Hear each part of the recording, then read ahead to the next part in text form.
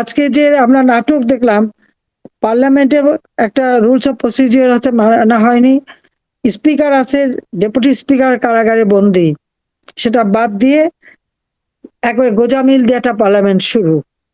এই পার্লামেন্টের কোনো লিগ্যাল ভ্যালু আছে বলে আমি মনে করি না।